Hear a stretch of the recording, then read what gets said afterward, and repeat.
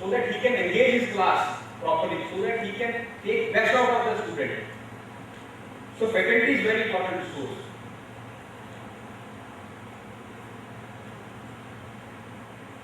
I will first go and I will talk something about the initiative, and then I will come back to the point which I want to mention it about faculty members.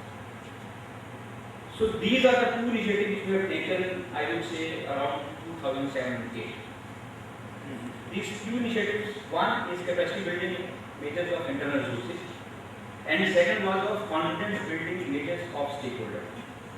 The very first thing which I realized when I joined this institution, I observed that institutions, all academic institutions, particularly from our region, including MIT, but I can comment on MIT, is working in really in isolation. It has nothing to do with the outside world. So there is no proper connection with the industry. So I thought this is one of the areas where we require to work. But before that, I cannot say by going out and say that this is something I have for you. In particular in education, you have to prove your caliber. I said you have to prove your caliber, what exactly is required to do. Then we thought that capacity building is the most of the internal sources most important. This is number one, faculty, infrastructure. Suppose if you have to do anything in infrastructure, what kind of priority you have to set up? What exactly is the priority in infrastructure also? Whether you want to make first building, laboratories, library, scientific laboratories, advanced equipment, all those things. When we were students, I have seen laboratory means it is restricted up to this is a syllabus prescribed, and these are the few experiments which you have to do, and according to your entire laboratory setup. Now, if syllabus is not getting revised for 10 years, your laboratories are going to remain like that for 10 years. So you will not find any change, whether it is something great happening outside or not, it has nothing to do. Our syllabus prescribed, this is the prescribed syllabus. We have the 10 experiments in that syllabus, and accordingly, entire setup what we have. And that kind of setup was there. So we thought, let us revise and really build our resources. And faculty was the number one. And I found that internal branding is very important. What is internal branding? It basically talks about the mindset. It talks about the culture of the organization. This was very important because even it was not only that they were working in isolation, but even inside the institution, they were working in isolation. So, civil department is not knowing what is happening in the mechanical engineering department. Mechanical engineering is not knowing what is happening in the computer engineering. So, the complete isolation.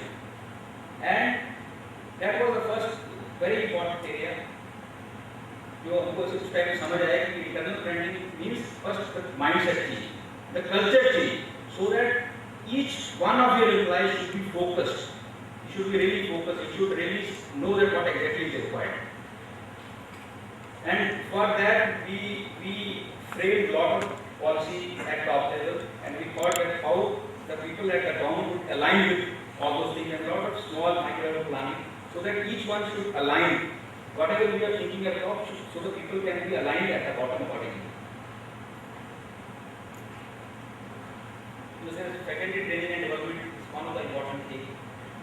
Priorities in infrastructure development, as I told that we set the priority because in any self-funded institution, creating infrastructure is the most difficult because you, as per the law and as per the act, you can't create surplus more than 50%. In any given accounting year, you have limitation of creating surplus not more than 15%. And I have seen in our organization, when I joined, I have seen that we never ever availed any bank loans. There is no culture of taking funds from financial institution. It was running on totally their own resources. And there are a lot of things which were there, and we thought we have to open up to all those things, and we have to see if it's something required. I don't think it should bring, without waiting for the resources to, without waiting the funds to come, and then that was the time when we really started creating a lot of good infrastructure in the education institution. And basic things, as I said, number one was the faculty development, second was the laboratory development, third was the library development, and fourth was attracting industry partnership. So collaborative board. We have signed a lot of MOUs. There was a lot of learning in this entire process. And attracting good faculty is a really difficult task. The reason is it is also evolving, very fast. I have seen in last 6-7 years, there was time when it was very easy to attract faculty members by saying that we are giving you this package, we are giving you this salary. So people are coming at that point of time. But now, in last 5-6 years, a big change which I have seen now. Faculty members now are not only coming because the institution is paying a good package. They are seeing whether there is growth of, whether there is a personal growth being joining in this institution or not. What exactly they are going to get being in this institution, why they are going to give the time to this institution. So a lot of parameters have been evolved now of getting good faculty members. And in last 6-7 years, whatever work we have done, we have seen that a lot of faculty members are now getting attracted because they are finding this is the right kind of platform where they can really add value to their personality. They can get good opportunity, they can get a good environment, they can get a real liberty to work for their research, work for their career, and a lot of things. Now they are finding value in joining MIT. In continued upgradation of laboratory to meet current technology trends, a lot of examples where industry has come forward. They have spent lot of money in establishing laboratory. We have good examples there. Innovation in teaching learning process to blended ICT. Lot of ICT aids have been implemented. Focus on library to serve both services, print and digital. Lot of investment. We have a very specific budget to for the library, and it's a very serious budget every year to really take care of the library. There is a monitoring system, feedback interaction process system, center of excellence here as well. We have created a lot of center of excellence in different fields. For example, CAD, CAM, CA, center of excellence, and separate infrastructure, separate resources, separate faculty members so that they can put the concentrated efforts. Similarly, material science, metallurgy, greenfield laboratories, and a lot of things which we have done. And all those center of excellence are part of center of innovation, which is headed by the dean of center of innovation. It is a separate hierarchy which work and control all those things.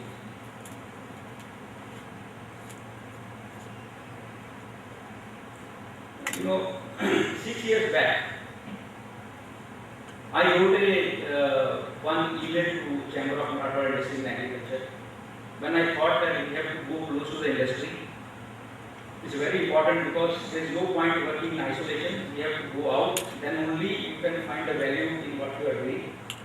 The first time I wrote to one of the office bearer of Chamber of Marathwada Industry and Agriculture, he was at that time looking after industry institution interaction cell. I wrote him a mail that I am interested to become a part of Chamber's activity and particularly to work on industry institution interaction cell. So immediately I got a response. He said, "You are welcome. You can definitely come and take part in industry institution activities of Chamber." And that is how I first introduced to the Chamber. A lot of people sitting here. Gauri sir was there who, in fact, he pulled me in. Tripathi sir was there to support me. And Munish, Mukund, and a lot of big team. I think the first time when CMI co-opted me was when Munish was president there. They co-opted me, and second time consecutively, the third, and then I got elected. And that is how I started understanding, because it was very important. It was very important for me to understand first what exactly how the industry works. Even though I was having a little background of working with the industry when I was a consultant, but still I thought that in a different perspective, it is required to go close to the industry, and that is CMI platform has helped me a lot. to understand what exactly is required. When we talk about industry-institution interaction, what does it mean? I mean, right from the basic, I have learned a lot, and probably that helped a lot to actually first align me what kind of relationship should be there between institution and industry. So a lot of things we have done. This is actually what I feel last 6-7 years. So very important. You know, there are two different worlds in our country. When we talk about industry and when we talk about institute, academic institute, there are two different worlds. So it's very, very important to understand separately. If you are not going to understand these two separate worlds, probably it is very difficult to collaborate for anything. It is very, very difficult to understand any relationship. I have seen the priority of any industry, any business enterprise is of production, efficiency and profitability. And at the same time, if you ask what are the priorities, three important thrust area of any academic institution is of learning. Second is they work in protected zones and the individual pace is there, is the way of working. So these two things are different. I have seen even today, whenever our staff members they go out, they always go out with certain plans, they will talk and then they will come to me and they tell, sir, वो तो बात बनी रही है. हमने उनको approach किया, but nothing is getting materialized. Nothing is moving forward. What exactly is wrong? Because wrong means there is no complete understanding. What should be the fashion in which you have to approach the industry? And when they have this first area. So this is very, very important to understand both for any faculty member to understand how these two different organizations work, particularly in India. If you go to overseas, actually industry and institutions are inseparable.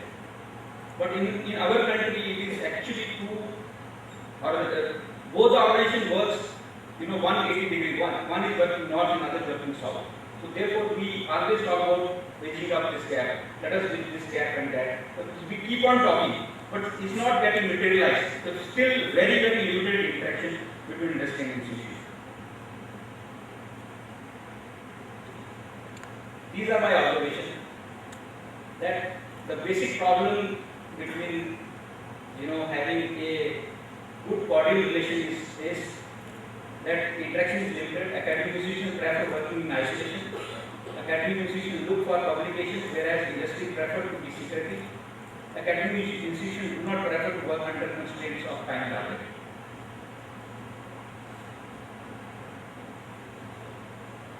You might have seen, in fact, whenever you interact with the industry, the first thing they will tell, the आपका syllabus जो है obsolete हो गया. And because of that, you are unable to produce a quality stuff coming out from any academic institution. So this is a common thing you can find whenever you interact with any industry or in any forum for that matter. Wherever the industry institutions are together, you can find this is a very common thing. People tell, in fact, because of the syllabus problem, the stuff which is coming out from there. Actually, that is not the case. I have realized it is not because syllabus nowadays syllabus is getting revised very quickly. There are very good systems in universities. There are a lot of systems they have evolved where they can have elective subjects separately. But the problem in executing that syllabus. We are still having the same old 30-year stat system. Even though syllabus has been changed at least 30 times in the last 30 years, but our execution strategies are the same. Our structures are the same. Therefore, you will find even after having the advanced latest syllabus, still the results are not better.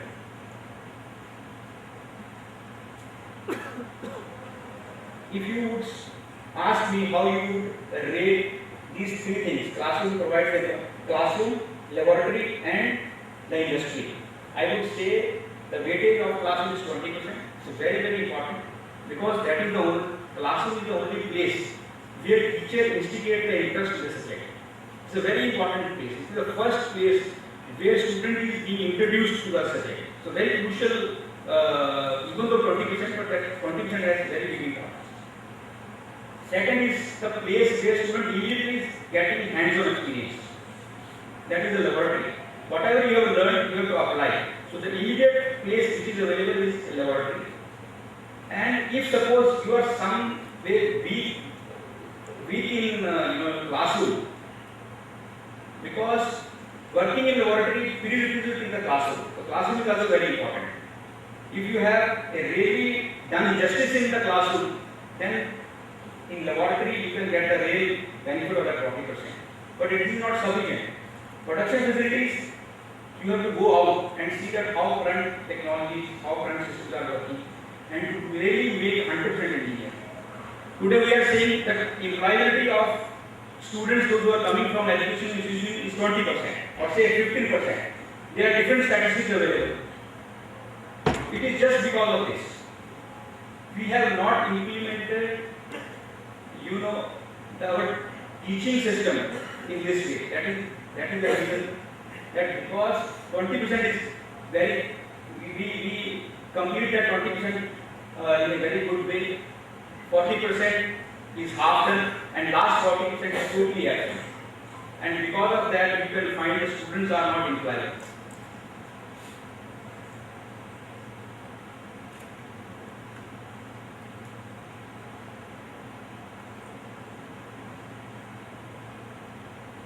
If you can ask today, what is the role of